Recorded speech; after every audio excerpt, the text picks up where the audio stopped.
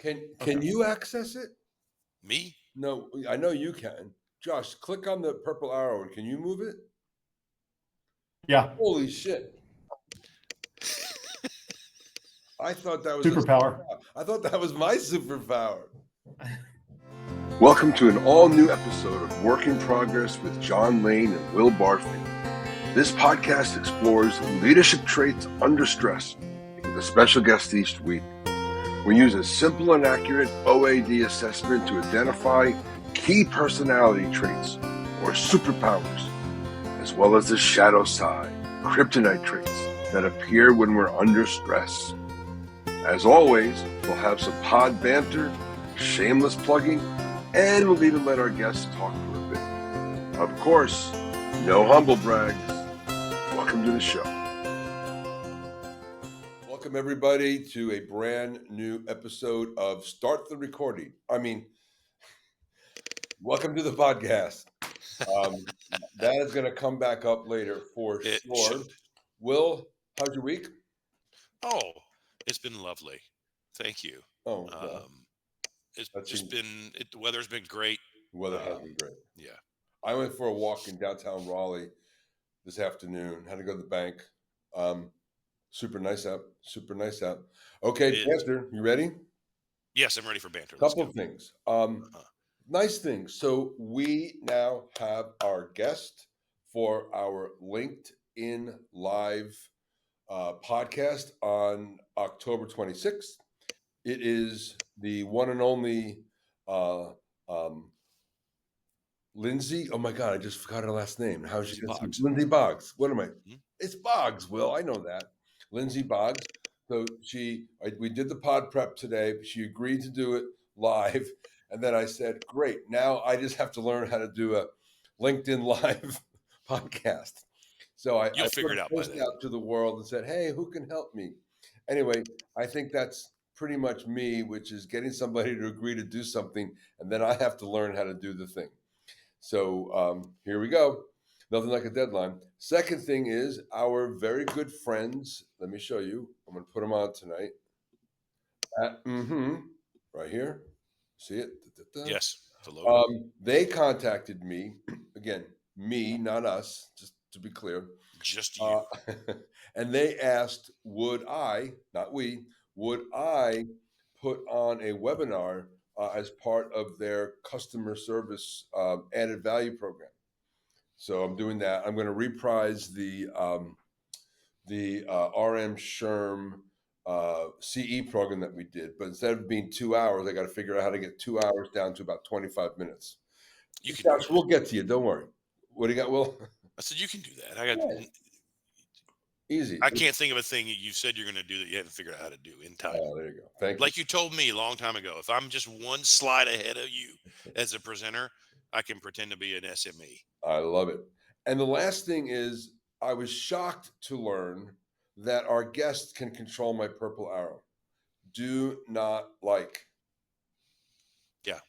Well, Josh is compliant, so I don't think he'll mess with it. But I wouldn't make that. Some of our builders who come on here and a little bit more extroverted and playful, I wouldn't make them aware that's possible. I'm John Lane. Just don't ask the I'm wrong Will question. Barfield. And we stepped on Josh's joke because We're we a are work a in work in progress. Yeah. Yeah. Anyway, Josh, this is actually a record for us. I think we're only 5 minutes in and we're introducing you. So that's pretty good for us. So thank you for staying and maybe tell our audience a little bit about yourself. Awesome. Well, I really appreciate y'all having me. Obviously, Will, we've yeah. known each other for a long, long time. And John, it's great to get connected with you a few months back and learn a little bit more about the podcast and the program, and just really excited to dig in with you guys. So my name is Josh Haymond, Raleigh native, born and raised in the area, and professionally run a recruiting and consulting firm locally. It's called VACO, and I run our Raleigh presence in the Triangle. So that's my day-to-day work. Definitely involved in the community as well. Founded a nonprofit a few years back called Beyond Basketball, preparing youth for when the ball stops bouncing. Ooh, I love that. As well as then a father. So father and husband, met my wife in college, and we somehow made it through. Also have 2 boys, ages 5 and 7, that do keep us up at night and do keep us busy, but we're having fun and just trying to get them resettled into school. Love it. Love it. Well, Will, thank you for the connection. Josh, Oh, thank yeah. you for agreeing it. And thank you for telling me what your company name means. I've already forgot how to say it. So, leadership traits under stress. Yes. Will, what happened to me on the way to work today? I'm certain that someone stopped you and said, And "Hey, John Lane, I've seen you online. I've watched all of your podcasts 3 times each. correct. How in the world do you get those superpowers? What's the magic formula?" I had a good guess last week, and I was wrong on our most recent No, show. but you're typically right on that. Well, Mm, first of all, um, if somebody approached me on the street like that, I would run because I don't want to talk to strangers. that's Secondly, true. if you You watched are all shy. if you watched all 38 episodes and you don't know the answer to this, we are not working with a full deck of cards. But for those who haven't, I'll just remind you that we use our PAL, the OAD assessment, and that will unlock and define your unique powers. If anybody wants to know, it's highly accurate and easy to administer. We like it because it eliminates social distortions and desirability. That's what's, oh yeah, social desirability distortions, unlike some other brands, which we could name, but we won't.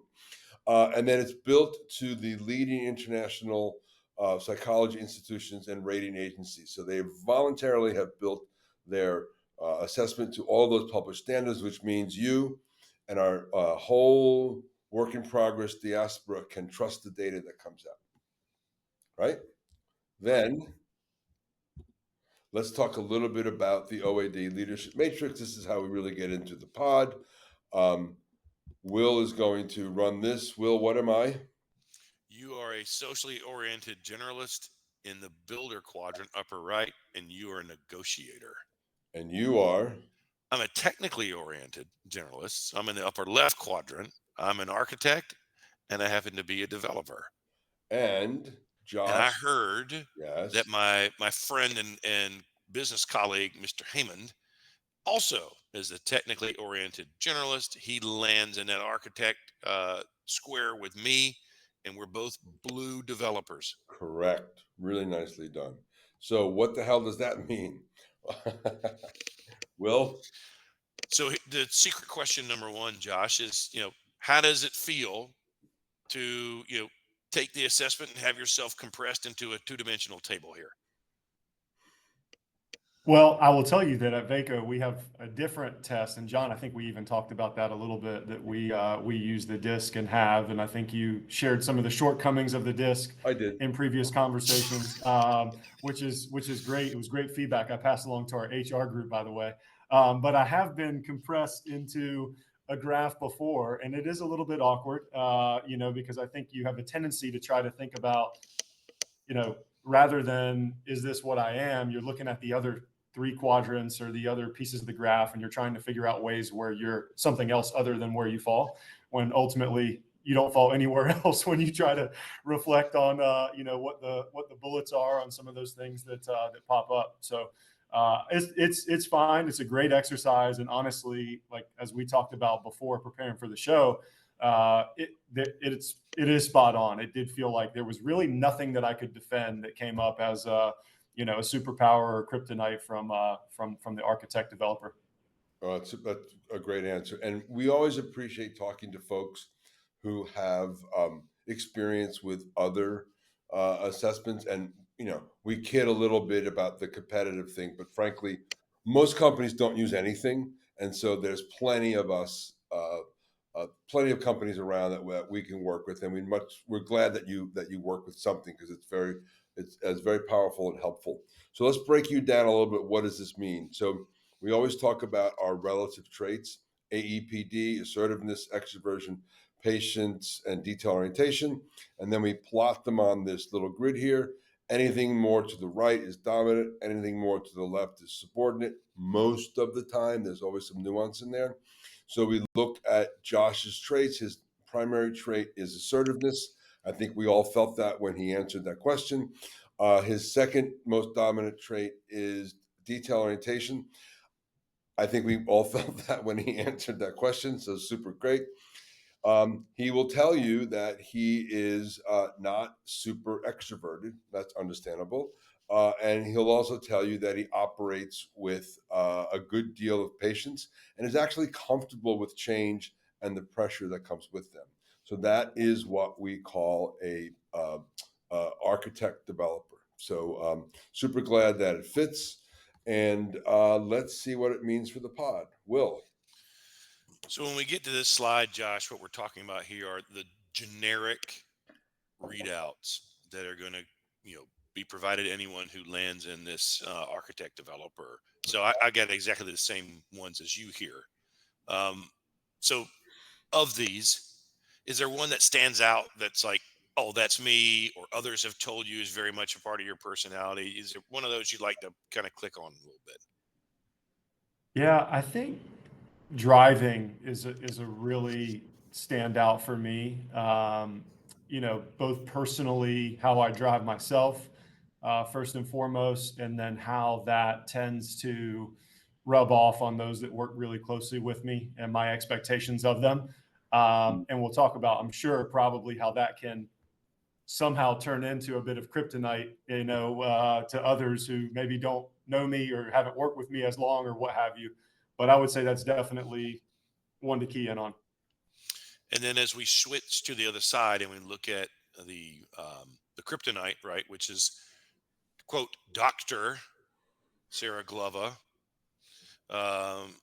the shadow side, stress, challenges, difficulties, and our strengths can become weaknesses. Is there one of these kryptonites here? Again, I have the same ones that you recognize upon reflection, or that others have brought up to you.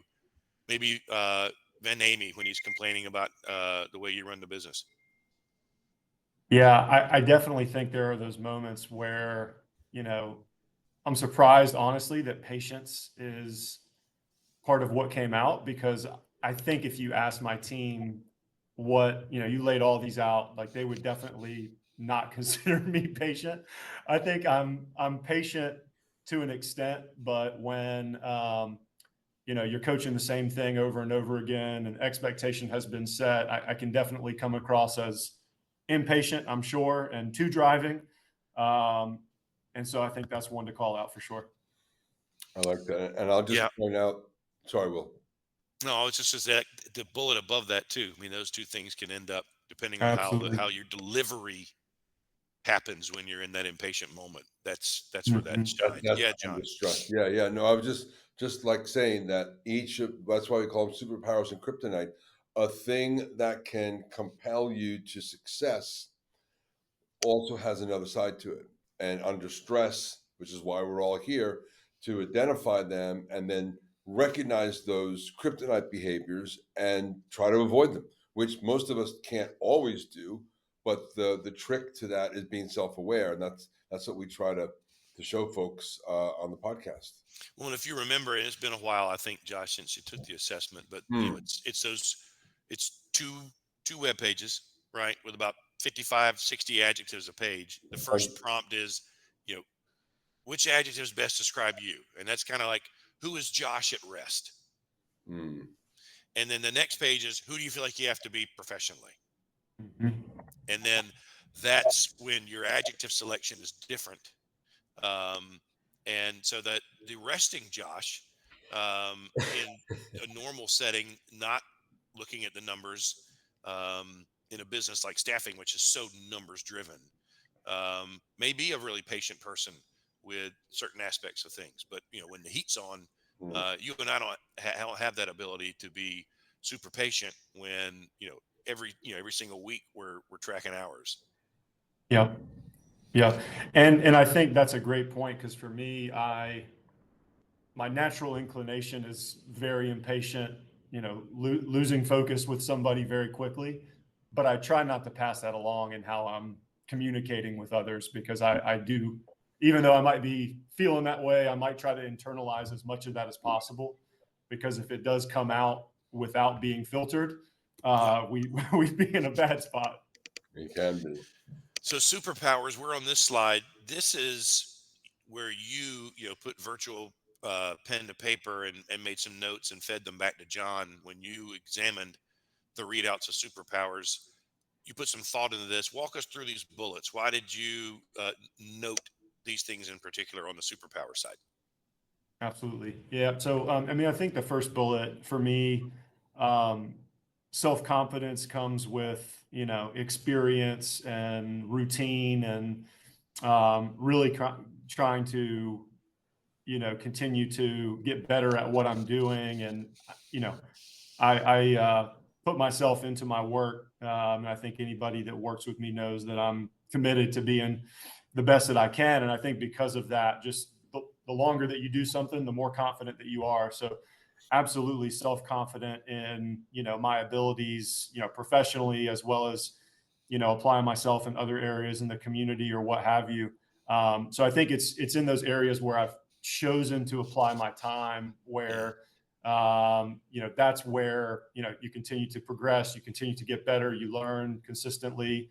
And I think for me, I am comfortable that I'm not perfect. I don't know everything, but I do feel like I'll work towards, what the right answer might be, whether it's a leadership decision and it's, kind of surveying the landscape of the leadership team to get to the right answer for us. Or whether it's, working with the client and bumping up into an issue that maybe we haven't seen before. We're going to work through it because there's a confidence level there. And, anything that we handle is not life threatening. We're not doing surgery. And so I always try to tell myself that no matter how big kind of the issue that bubbles up in a professional standpoint, it's not something that we can't work through, and just try to be a partner to whoever we're working through those issues with.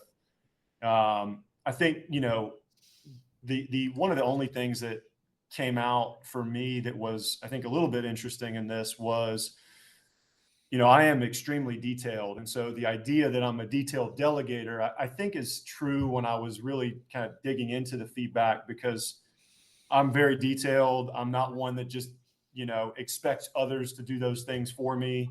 Highly organized, meticulous. It's what, for me, helps me maintain just composure and not being anxious when I've got, a week full of meetings back to back to back.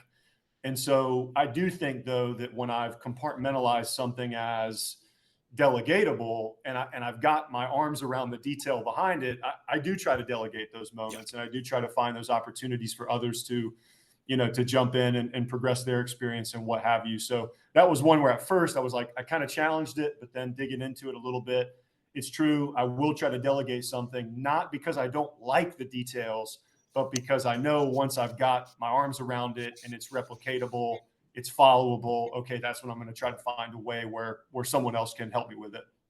Well, and you want to develop your team too, right? So getting to the point where you understand how to do it and do it well, and then you delegate that down so that you can bring your team up. You know how to save it if you got to fly in and save it, but they're not going to get any stronger unless you give them the opportunity to try. Right. Yeah. And then let me just point this out. This is why Will emphasized that those are generic.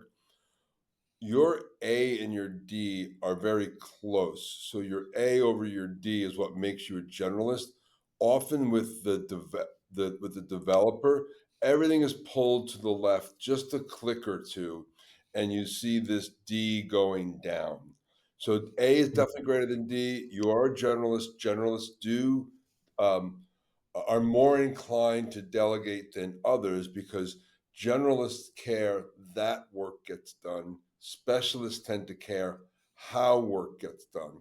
But you're right on that line. And so the fact that you've self identified that a generic trait is somewhat right for you, I think you pulled it apart on the right point, because that AD split is is sort of the blend that you're seeing, where Will's is his D is on the left side of the median, which means it's not as strong of an influence on the overall traits. Right. Mm. We're a little different there. Where I think we're similar to you, because I've been staring at that third bullet. I want to ask this as a question before we move on to the next slide. Yeah. You know, people who wouldn't analyze me the way that OAD does, who wouldn't go through this exercise, would tell you that I'm extroverted, because when they're around me, I am. But it is a choice that I have to make to move to that extroverted space, and I can do it. And I can do it for a long run, but it is choice that I have to make to switch that on and off, and I'm conscious of it. Yeah. And then there's a point where I'm done, and I got to shut the engines down and have a little quiet. So I'm sure that I'm not saying exactly the same, but probably similar Yeah. sentiment with you, which is why you noted that there. Absolutely. I mean, for me, so I was an accountant the first 6 years of my career and still hold my CPA license. But, Oh. you're thinking 80% in front of a computer, 20% with people, right? And changing to VACO and coming into the recruiting business a little over 10 years ago now. And it's probably flipped, right? You're probably 80% in communication with people, whether it's meetings, virtual, phone, lunches, networking events, what have you, and 20% administrative. Podcasts. Yeah, podcasts. That's right. That ends up being, it was a huge shift for me. And I remember just those early years where it was like I had to protect myself as much as I could on those moments where I could just tell I needed rest, I needed recharge, I needed to not do 3 nighttime, events as we did pre-pandemic, many weeks. So Yep. I think for me, I am self-aware that I can turn it on. And I come from a family of extroverts on my mom's side. I got to see her network, my grandfather network. And so I've got that gene, even though for me, it's not as natural as them. It doesn't necessarily build energy for me. As some of our teammates, they could be at a networking event every night and they'd be tired because maybe a little lack of sleep, but they wouldn't be tired from a standpoint of constant communication. They're energized from that. And so I think for me in sales, it's really been about focusing on who are those relationships where even if I spend time, try to spend it more one-on-one versus big group settings. And then who are those people that I'm coming out of feeling energized after a lunch meeting with or coffee meeting versus, wow, I felt really drained after that meeting with someone. Those are the people that maybe I'm not trying to maintain that relationship as aggressively and frequently as the people that maybe are probably a little closer to me where they're a little more on the introverted side. And that's just maybe a little more comfortable for me. Yep. So we got some great self-analysis going here, John, which is not unusual for Josh. Can we slide to kryptonite and get into that stuff? That's Yes, where I wrote this on purpose. I just somebody comment on this because that was my. Yeah. you want to make sure we talked about that because you wrote that on purpose. I just want people to know. I will. Ask me what LFG means. Oh, I know what LFG means.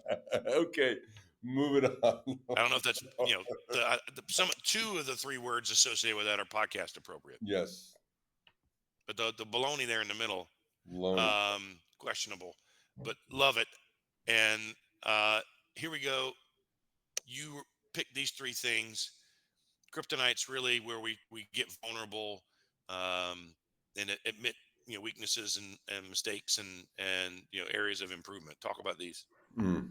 Yeah. And so, for me, I think there's I don't want to say it's a short temper, but there is a short attention span for,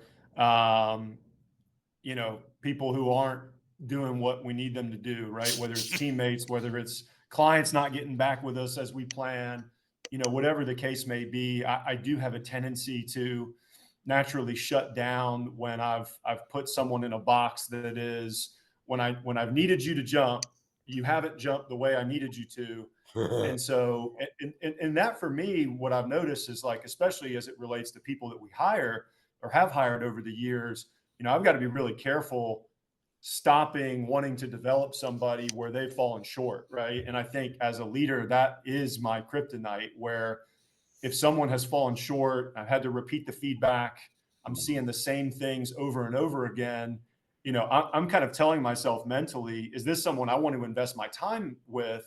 Because I'm given that feedback and it's not sinking in. So what I'm going to spend my development time elsewhere because I've only got so much time that I can spend, That's right. developing other people. And so for me, that's big for me because I hold myself up to a standard that is going to follow the process, that is going to use the CRM tool, that is going to do all the little things right. So when I see people that try to corner cut and expect that they're going to still reach the same path of success, that really frustrates me, and it shows. I'm sure that's an area where, when my team has fallen short and specific team members have gotten feedback from me, they will know if I'm unhappy with the fact that I've given them the same feedback 2 or 3 times. And I have not fallen short of saying, like, are you not understanding what I'm saying? Are you not interested in implementing what I'm saying? Do you not believe that these are the things that can make you more successful? And so I know those are the moments where probably, others feel it more consistently when they're falling short. Yes, John. So thank you, Will. Josh, it's super interesting. So small commercial message here. One of the things that we do when we coach either a sales team or a senior leadership team or frankly whoever is we teach 2 things. We teach communication preferences. How is it that you'd like to communicate? So for someone like you, and we can double click on whether you agree or not, like a brief email and reading a spreadsheet is preferable over a 20-minute PowerPoint, right? Get to the data, show me how you got there. I'll make my own decisions, right? Not everyone is like that.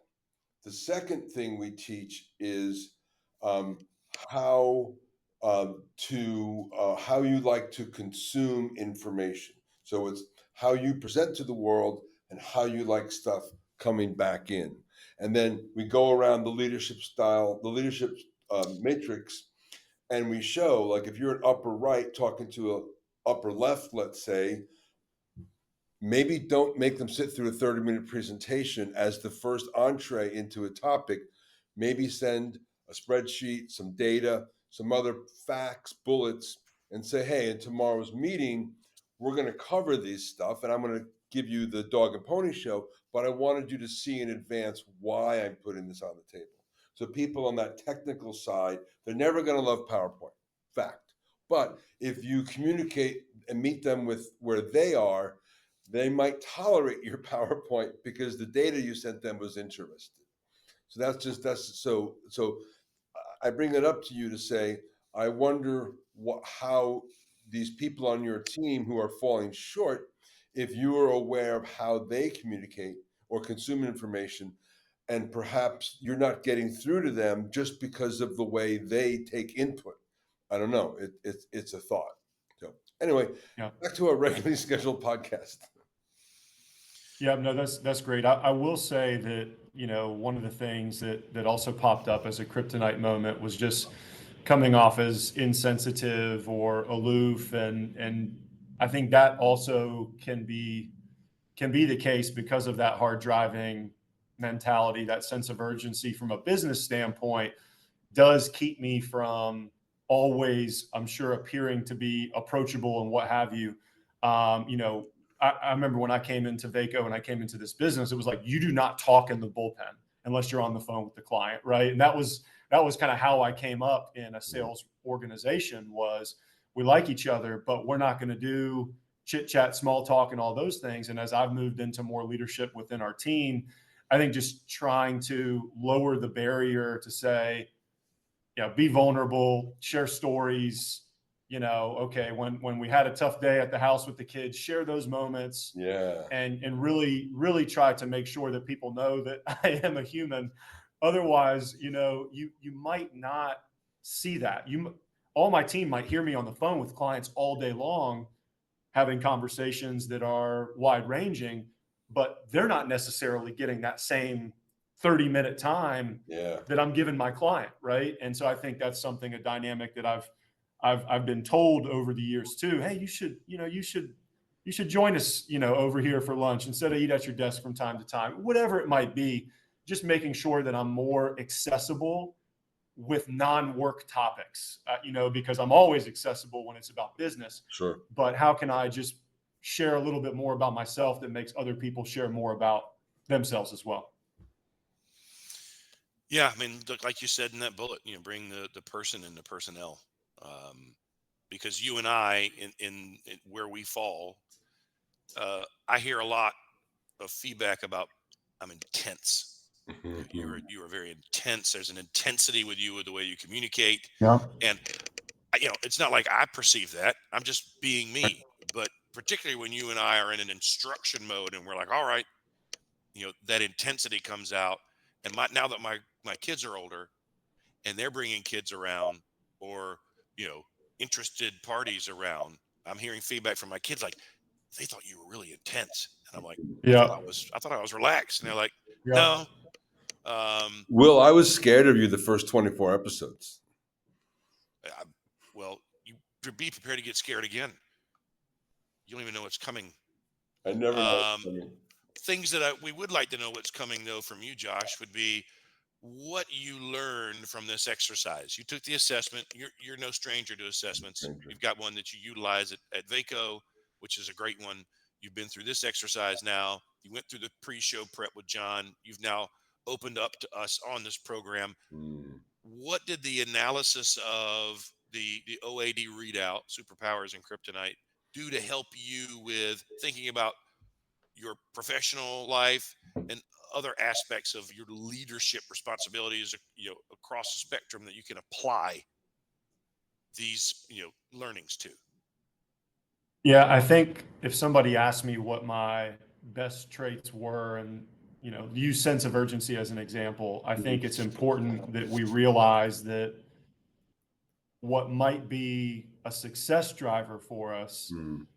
could very well also be potentially detrimental if it's out of hand or too far or heavy-handed or whatever the case may be. So I think for me, just understanding that your strengths have almost equal potential to be negative, in all those moments, are just important for us to be aware of. To your point earlier, John, that awareness is really the name of the game as it relates to the strengths and that kryptonite as well, in terms of how do those strengths end up translating to someone that you're talking to or have a relationship or what have you. And my wife tells me all the time, like, areas where she doesn't feel like I'm I'm listening or what have you. And just like I've heard that from several of my teammates, they're like, are you here? Just in that same way that you asked Will earlier, John, Will, are you doing something else right now? And so those moments where it's like, short attention span, sense of urgency is high, again, it can be good, but it can also be bad in another way, to say, yeah, you get a lot of stuff done, but your impatience comes out to the people that you're, that you're working with. Brian Handley was on with us last week. He's in the same boat as you two. He said the exact same thing. He says he's heads down working. His wife comes in. They have a conversation, and then she leaves, and he has no recollection of it. And then later on, she'll say, "Hey, we're doing that thing." He's like, "What are you talking about? I never heard of it." Because he's so focused on that. Awesome. Yeah. Okay, Josh. So you went through this exercise with us, came on the pod. We would love a suggestion, if you have one, on someone else that professionally, in the leadership sphere, that would enjoy this exercise, the self-analysis part of it, the assessment, and then being on the show and being live with us and talking through these things. Anybody come to mind? Yeah, actually, I'll go with who I just happened to grab a bite to eat with yesterday. I don't think I had seen him since pre-pandemic. One of my best clients, but also somebody that I went to school with, UNC Wilmington, a guy named Phil Garofolo. Phil is the Chief Accounting Officer, VP of Finance at Pixis International. And Phil, we've built teams under time and again. Really value kind of his leadership perspective and his ability to retain people and his ability to give, clear communication if somebody's not where they need to be. And so I think it would be really interesting to get, him on the show and run him through this process. I think he'd be really open to doing it too. Awesome. Phil, expect to hear from us. Josh, what a guest. What a week. Just so everybody knows, I was giving him the business because he was being a little bit underverbal in the prep, but wow, Will was giving me the eyes like, when is this guy going to stop talking? So thank you for thank you for being our guest. Thank you for being our friend. I'm John Lane, I'm Will Barfield, and we are a a work work in in progress. progress. Have a good week, everyone. Thanks, everybody. Bye. Josh, always a treat. Thanks again, guys. Work in Progress is a podcast presentation of Slipshod Productions. Available on LinkedIn and YouTube. Executive produced and starring John Lane and Will Barfield. Talent booking, production, and editing by John Lane. Thanks for watching. See you next week.